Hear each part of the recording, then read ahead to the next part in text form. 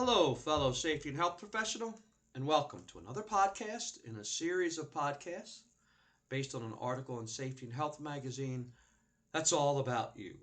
Well, 2 weeks ago, I ended my little over a year long restart into the nuclear industry. I worked at 3 different power plants.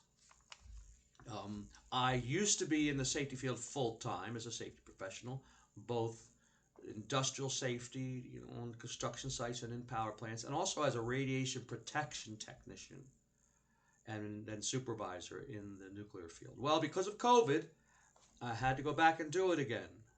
At first, I wasn't happy about it. This was last March. But it became something that was very good for me, actually. It was a necessary change, and it helped me become more insightful and more well-rounded. And I also got a feel for what it's really like in the workplace again. And so that also is going to help me, obviously, with my speaking and writing and my just general ability to be a safety coach or whatever I do particularly. Now, anytime we experience drastic turns in our circumstances, it's an opportunity for personal growth. If we let it become an opportunity for that, sometimes we don't. Even when tragedy strikes and you have something horrible happen to you, we can reflect on how we handle the loss and learn from what we discover. Not that it's something we wanted to happen, but we can learn from it. Well, here are a few things that I learned from my recent stint back in the nuclear industry at 3 different plants. Number one, technology has made our work easier but less personal. And it's not just in the field of radiation safety or at nuclear power plants. I mean, it's all over the place. I'm sure wherever you work, you've experienced this too. The technology is just, growing exponentially. So many of the tasks when I got back in were now automated, such as the devices I wore. I wore a different type of device for my dose, amount of accumulated dose, daily dose I got. The instruments that were faster, more available actually, with all kind of electronic surveys, detector type smartphones. I used that. In fact, I didn't even need a clipboard. I used my phone in the field to keep track of different details and took pictures of things for surveys. It was wonderful. However, not horribly, but enough to make a difference. There was less interaction personally. So much of the things were done on computers or on my phone. So I noticed there were less and less face-to-face. And I've seen that, and so have you, of course, in society in general.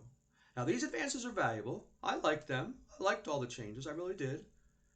But I constantly remind myself not to allow blue screens, computer stuff, to cause my social skills to suffer or to not still talk to people even when I didn't have to, when I didn't need to or have to. Because nothing can fully replace the warmth and connection that comes from in-person interactions. So I still have to keep up, especially now that I'm doing podcasting and different things. And so I've been messing around with AI and chat GPT and all that. And yes, I'm going to use it. I am using it. But I still want to keep in mind, and this is a lesson I learned, that caring about people, listening actively, and being a team player is still more important than all this electronic stuff. Second thing that I learned from it, or at least came to realize more, was my love and need for the natural world. It's stronger now.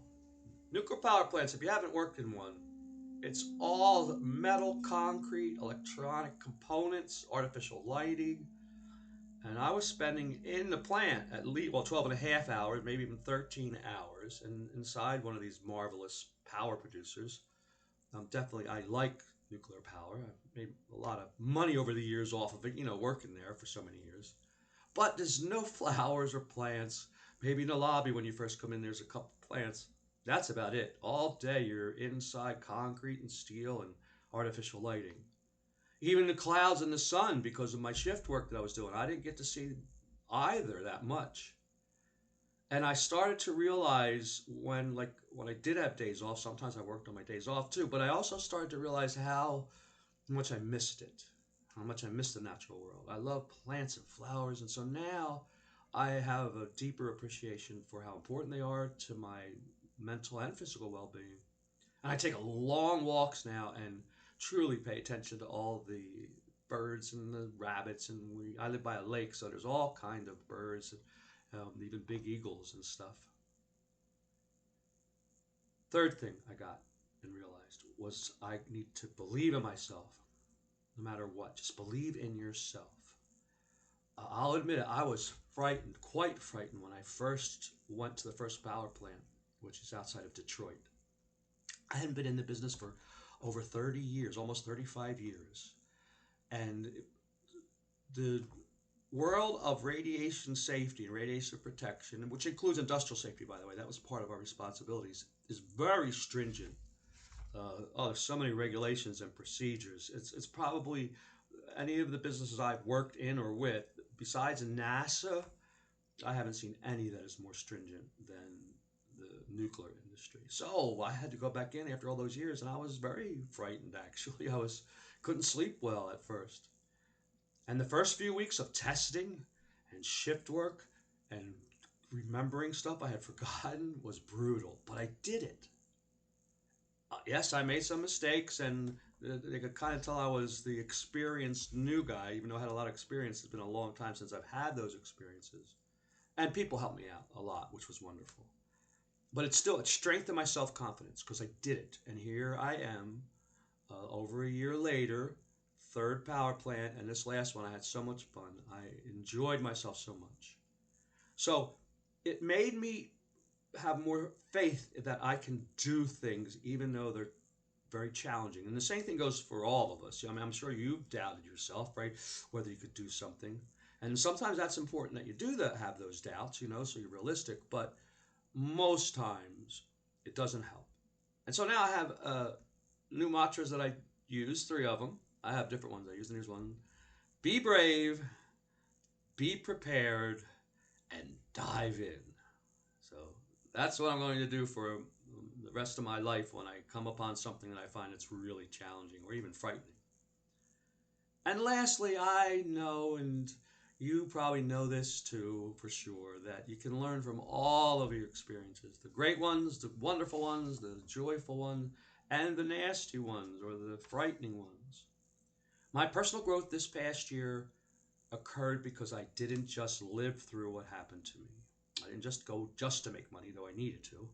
Instead, every day I took notes. I had these little notebooks. I kept notes about things that were happening, how I thought about it, what I did good, what I didn't do, what I was learning. And when I made mistakes or got upset or forgot to do something I was required to do, I reflected on it. I didn't just get upset about it. And I gave myself some personal coaching. I thought, well, what should I do next time?